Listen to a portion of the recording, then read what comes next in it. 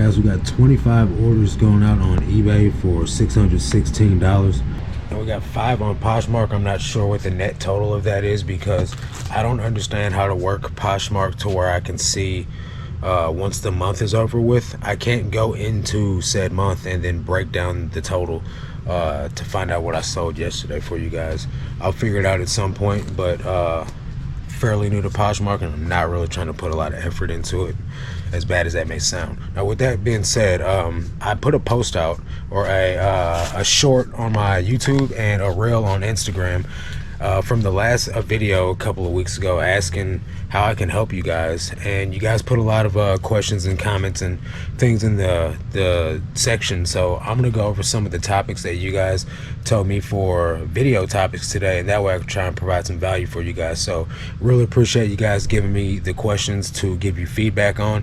That really helps me provide the best value that I can for you guys, instead of just being some dude holding a camera showing you what sold. So one of the first questions comes from Instagram. So it's from Sue and Crew.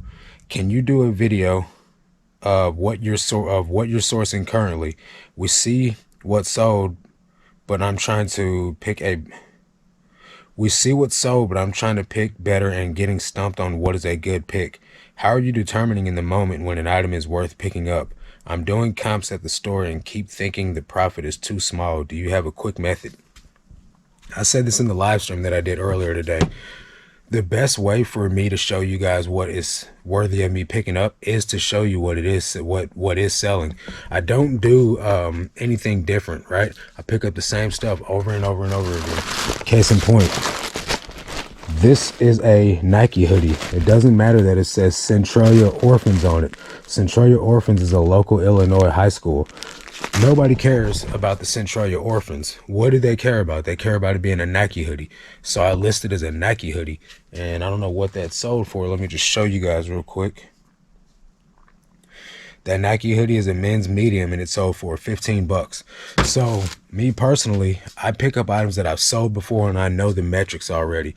I don't personally have a bunch of time to be in a thrift store looking up comps, looking up items, because the time that I'm spending looking up comps, somebody like me is already coming in front of me, going ahead of me, picking up all the good items while I'm trying to look items up on the fly in the thrift. I've spent the time, like you're doing, Sue and Crew, looking up items, thousands and thousands and thousands of items over thousands of hours, looking up comps to understand that certain items are not worth me picking up. I can look at an item, determine whether I've sold it or something close to it before, and then know if it's worth my time based off what it'll sell for. And that's the way I do it. I don't look items up, guys. If I'm looking an item up, it's because I haven't seen it before, or I haven't sold it in a while. Or I'm doing comp research inside the Patreon. I do more comp research inside the Patreon helping people than I do in my own store, because I'm not introducing a bunch of different variables into the game. So I know you're probably looking for like me to give you an example of what I'm buying, but all my inventory is listed right now, so I can't show you anything that I'm buying, but I'm buying the same stuff over and over again. And I'll give you some examples of that when I show you sold items today. So here's an example of something that sold that I would not pick up again. This is a Lands' End girls long sleeve t-shirt, girls size 12, and it sold for 10 bucks. I will not pick that up again. That item is very old. If you look at the SKU number, it's 423, and it's in a crinkly bag. These bags are softer, right? This is a very old item. It's sat there for a really long time. I will not pick nothing like that up again. This next item is where is it at? Dare to keep kids off stuff, and that sold for $10 as well. That is a men's small. I would still pick the Dare shirts up because they're kind of trending for some reason. These chaps corduroy pants, these sold for 10 bucks. That's a women's size 16 petite. I will not pick that up again. It doesn't meet my metrics. This Centralia Orphans hoodie I already showed you, I will pick that up again because I know that I had it listed for 25 and I just took a best offer. I can sell those for more, so I will pick them up again. Express sweater, probably not gonna pick that up again. That's a women's small and it sold for 12 bucks. 12 bucks doesn't meet my metrics. Not gonna pick that up again. And besides that, I'm just trying to steer away from picking up a lot of women's items unless it's on trend and it'll sell for a decent amount. Um, this is a vintage Circa shirt. Now, before I picked this up, I had never heard of it, but I picked it up because it says skateboard on it. Circa footwear. And then it says skateboard right there. So me not knowing anything about it, know that skateboard stuff is popular. Skaters like their stuff. So I picked it up because it's vintage and it's a skater shirt. And it sold for 10 bucks, men's small. Still not the greatest of sales prices, but I picked it up because of the way it looks. I think I underpriced it, but it is what it is. This right here, granny sweatshirt. I pick this stuff up all the time. It says world's greatest grandma on it. And it sold for $20. That's a women's 3XL. I will pick this up again. I pick all this type of stuff up because it's trending right now and it sells for the margins that I'm trying to sell for. So that's just some examples of what I do buy, just because it's trending and stuff like that. I'll continue to buy it. If it's sold for a good amount, I'll continue to buy it. There's items that I'm trying not to pick up anymore. Those items that sell for 10 to 12 bucks, I don't want those in my store anymore. I'm not really trying to sell those types of items. However, if I pick up an item that sells for 20 bucks and I'm having a very, very bad day, I might take an offer for 12 or 14 or 15 on an item just to get the ball rolling on some sales that day. So the next question or video suggestion was from Julie Dubois. She said, "Hey Marcus, video explaining the different impact of using markdown versus coupons and what are the effects on the algorithm. This would be interesting." So there's a two-part question. The second part is the effect on the algorithm. I'm not an algorithm expert. The algorithm is always changing, it seems, as well. So I can't say that this has a certain type of impact on the algorithm with 100% certainty. So don't listen to me on that part. But my opinion on markdown versus coupons is the markdown makes the item cheaper from the beginning, right? So like, say I have two items listed at $20. I put one on a 20% off coupon, but I mark the other price down 20 bucks. Which do you think is going to sell faster? The item that's cheaper or the item that offers a 20% off discount? Now you got to keep in mind that you can stack a coupon on top of an item that's marked down. So the best strategy if you're trying to give somebody a better deal is to mark the item down, right? But with me, in my experience, I haven't ran a markdown sale in about 3 months, and I do run a coupon. So all my items get the coupon applied to them at checkout, just because it's what I offer on the store, unless it's made on a best offer. Now, like I said earlier, if I was to run a markdown and then still run a coupon, that coupon and the markdown sale are going to apply to the same item, and it's going to sell for even cheaper. So I don't run the both of them anymore. I'm just doing the coupon. If you don't like the price that it's at, you have the coupon to bring it down a little bit. If you still don't like the price that it's at, I offer best offer, and then we can just meet in the middle somewhere and try to make a deal that's best for the both of us. But as far as algorithm, I would think that if you offer a coupon and a markdown sale, your items are going to be higher in best match in the algorithm because you're offering two discounts on one item. If you're just doing markdown sale, you're going to be in the algorithm probably underneath all the sponsored items, and then the person with the coupon is going to still be lower than that because your deal is still better than theirs. And then when it comes down to best match, it just depends on who's closer or who meets the price range metrics that that person is searched under, things like that. So I can't say with certainty how well both of these affect on the algorithm, but in my experience, it's always been better for the algorithm results for the item that offers the more discounts or the item at the cheapest price. So hopefully that helps. Probably didn't, but I did the best I could. We got this vintage USA Olympics sweatshirt, this basic crew neck sweatshirt. This is a men's large, and it sold for 30 bucks. This is an item that I would pick up again. Nice design, nice, embroidery on it. The graphic, the stuff is all stitched, and that's popular right now. And then it's a sweatshirt, which is really popular right now. Then we got a vintage Guess sweatshirt, which is what this is. Now this is made in the USA. It's made in the USA, but it is stained, so it took a little bit longer to sell because you're not going to be able to see that the greatest, but there's yellow stains on this item. But it's just a vintage Guess jeans sweatshirt, paper tag, made in the USA, and that is a men's medium, and that sold for 25 bucks.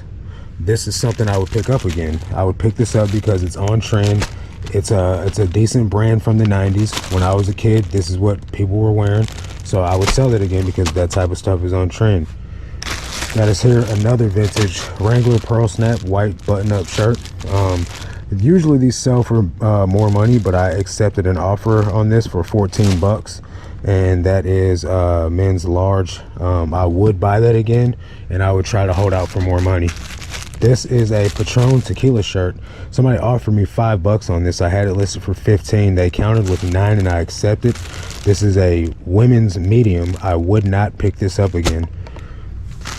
Boys Levi's pants, $5.50, size 9 husky. These these sold for $15. I would consider picking these up again if I could get higher on the price range that I want. I just don't like picking up kids clothes. It's kind of one of those things where like I pick it up because I had to. But obviously this is an older item, 1700. I'm on like almost 30,000 now, so it would be something I would consider, but I would probably try to steer away from it if I could. This is a Columbia kids vest, boys extra large vest. This sold for 10 bucks. I would not pick this up again. This is a pair of Polo Ralph Lauren dress pants. I sold these for $17.95. They're a men's 40-29. 40s sell slower. I will pick 40s up, but it's got to be a good brand, because 40 is the top of the market that I'm going to pick up on pants. I'm not going to pick up 42s. I'm not going to pick up 44s. 40s is as high as I'm going because those move slow as it is. But 42s, 44s, 50s take forever to sell. So those sold for $17.95. I would pick those up again. I would love to pick them up at a smaller size though. So this is a question from King Servant 65 on the YouTube short side of things. Says might have been talked about, and there might be a bit broad, but a video on tips to go full-time, things you've learned that have helped escalate your business from the past or from the start to where you are now and to where you want to end up. And while this is an incredible question, it is something that has been covered in extensive detail on the channel, but it has not been addressed lately. So what would I do if I were starting differently? Well, you guys know, a lot of you for the most part know that I just went full-time from the jump. From the beginning, I had a measly part-time job where I made $40 a week. I worked two days on a 2-week paycheck, right? So my checks was $80 a piece every 2 weeks, right? So essentially I was unemployed. I went straight all in full-time from eBay, and I struggled my whole first year. So what I would recommend is someone getting into eBay, have a job along with eBay.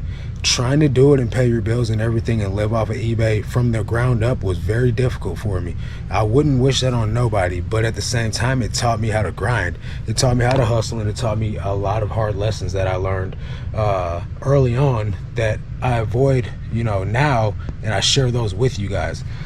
What would I say is the progress that I've made from then to now? Well, I was an everything seller. I switched over to clothing, and then I switched over from just the method of storing items in totes to now I keep stuffing all these boxes and stuff on the shelf.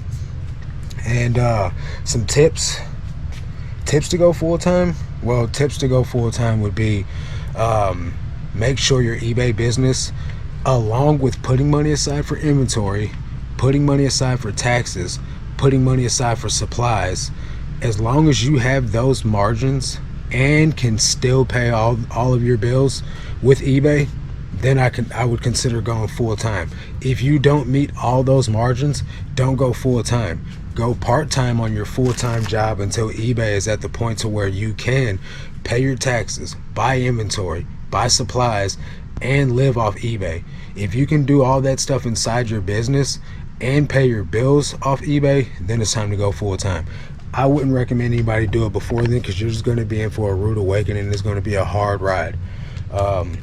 What was the other part to that question? What has helped me escalate my business from the start to where I am now? And where do I want to end up? What's helped me get to where I am now is I started out just doing 10, 15 items a day of just random stuff. As you guys seen earlier in the video, a lot of those items that I picked up, I would not pick up again. But what's helped me get to where I'm at now is by analyzing what's actually selling, what's actually moving, what's really on trend, what fabrics, what patterns. These things have all helped me over my time, right? I didn't know all this stuff when I got into it, and I don't know what I'll know in 5 years now, right? So always be learning. Never think you know everything, because if you do, you're done. Be open-minded. You can learn a category, a niche. You can learn everything. You can do it one way and then end up changing your mind completely, which is what I did with cross-listing. I was against cross-listing, and now I cross-list. While Poshmark is nowhere near the bulk of my money coming in, it's still added to, you know, the monthly income. So be open-minded on that, and then figure out what you enjoy doing. Do you enjoy selling video games? Sell video games. Do you enjoy selling Star Wars figures? Sell Star Wars figures. Find something that you actually enjoy, or at least can get a lot of. I don't actually enjoy selling clothing per se. Do I like clothes? Yes, I like clothes. I like wearing clothes. I like finding cool pieces, but I'm not really like, oh yeah, I list clothes because I just dig it. So that's why I started selling men's clothes, because at least if I'm listing the stuff, it could be something that I would like to wear, or something that I'm into, or something that I at least understand a little bit, because all the stuff that's trending right now is what people were wearing when I was in high school. So it's a little bit of nostalgia vibes for me to be selling clothing, honestly. Where do I want to go? I don't have large grandeur dreams of eBay like I used to, right? Because now other things matter to me more. My faith matters to me more than anything. Whereas before, eBay was like, I'm trying to get to $1 million and I want to grow this big giant corporation and do all this and all.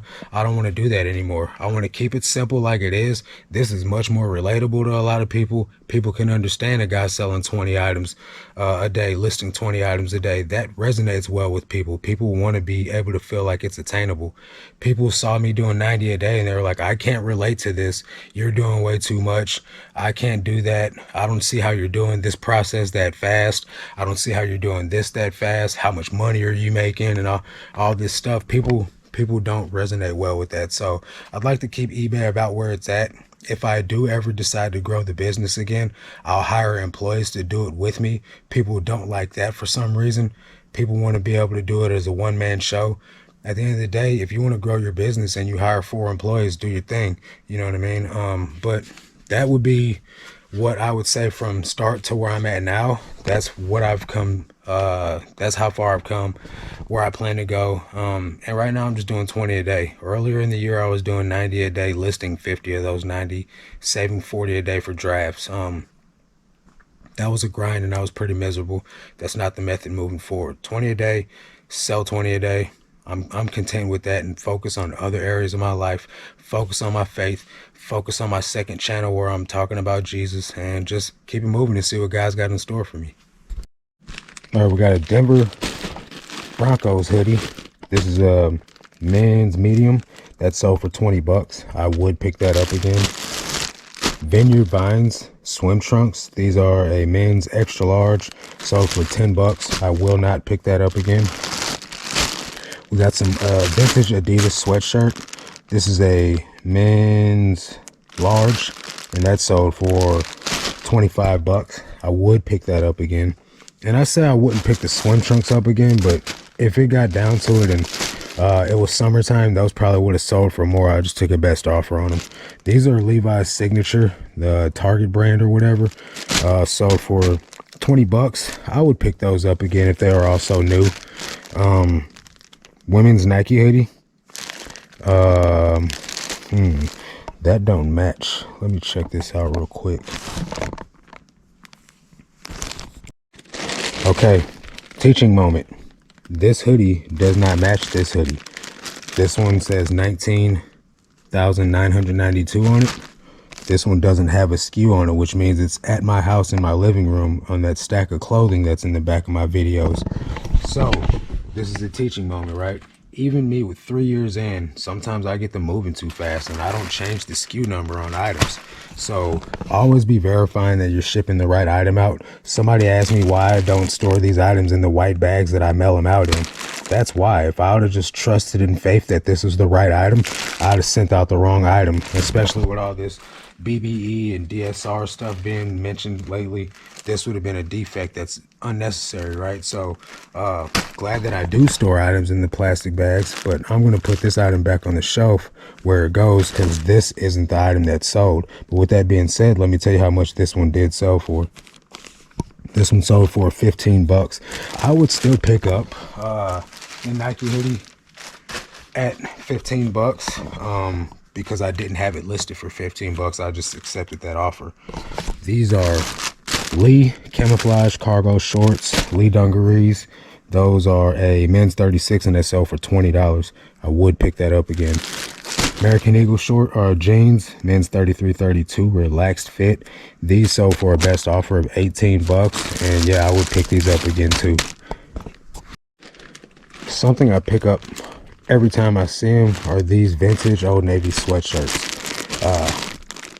I don't know why, man, but they just have no problem selling for me. This is a Y2K vintage Old Navy sweatshirt, men's large, and it sold for 20 bucks. These are what was being worn when I was in my 9th grade year of high school. Definitely nostalgic vibes for me. I used to not have like name brand clothes, right? So I'd have to go buy my own clothing back when Old Navy was like super cheap, and I could go buy Old Navy from the mall with my lunch money that I saved up. And I would go buy Old Navy t-shirts that were like 10 bucks a piece. I'd buy Old Navy quarter zip pullover, rock that, and some Old Navy carpenter jeans when I was in high school. It was the only way I could afford any name brand clothes, or else I was wearing Walmart clothes and your boy wasn't getting made fun of. So Old Navy holds a kind of a special place in my heart, although now I basically wear Nike. Like everything on me right now is Nike except for this hat. Are my socks Nike? My socks are Bombas, but my shoes are Nike and everything else. This is a Carhartt hoodie. Paint splattered all over, some genuine something or another logo on there from some type of union place somewhere.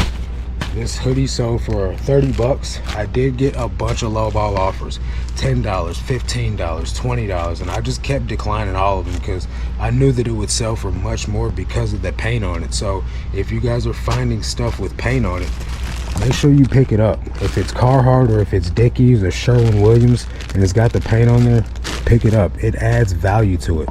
Don't ask me why, it just does. So that sold for 30 bucks. That's a men's large, and I would pick that up again. This is an American Eagle sweatshirt, sold for 14 bucks. Just says peace on it. It's a women's small. I would pick that up again. I would try to sell it for more. Maybe I just listed this for a low amount because I didn't realize I could probably make 20 bucks off it, but it is what it is. And then this item is an Army National Guard shirt. I wouldn't pick this up again. It just sold for 5 bucks. I know you can't see it because the GoPro's crappy. I would not pick that up again. Just isn't worth me listing. I'm going to show you guys what's sold on Poshmark. If you guys are trying to cross list, consider using Vendoo. There are other options out there, but if you choose Vendoo, you can use my code in the description and get 25% off your first month. And if you list as many items as I do, I would suggest you getting the unlimited plan. It's 75 bucks, but you have to ask for it because it's that good of a deal that they hide it from everyone. So just want to let you guys know that that option is out there. It's 75 bucks, unlimited listings. The sharing tool comes with it. You don't have to buy, or not the sharing tool, the delisting tool comes with it, and you don't have to buy that separately. That is a $5 add-on. So it makes no sense to me to do anything other than buying the unlimited plan. But I'm gonna show you guys what's sold over here on Poshmark. Okay guys, I'll make it quick since the vents of hell are back on blowing and making noise down here. This is a Helix jeans, men's 34-32, sold for 25 bucks. Forever 21 shirt. This is a women's small, sold for 5 bucks. I'm not picking up anything Forever 21 ever again. Well, I can't say ever, but these are vintage Gap jeans, women's size 10, low rise flare, Y2K jeans, sold for 20 bucks. This is a St. Louis Blues boys hoodie, extra large, sold for 10 bucks. And then I got a Hollister t-shirt, which is, what's the number on this one? 14557. 14557. The Vince 14557. Okay, just like that. Super duper easy to pull items out. Hollister t-shirt. This sold for 8 bucks.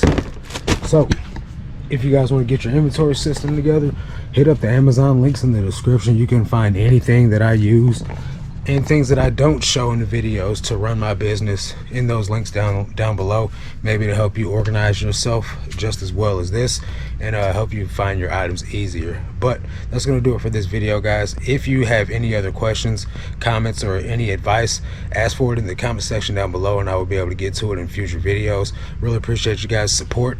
Thanks for everybody that helped me hit 8K subscribers. You guys are the best. That's going to do it for this one. Catch you guys on the next one. Until then, let's make this cash, guys. Peace.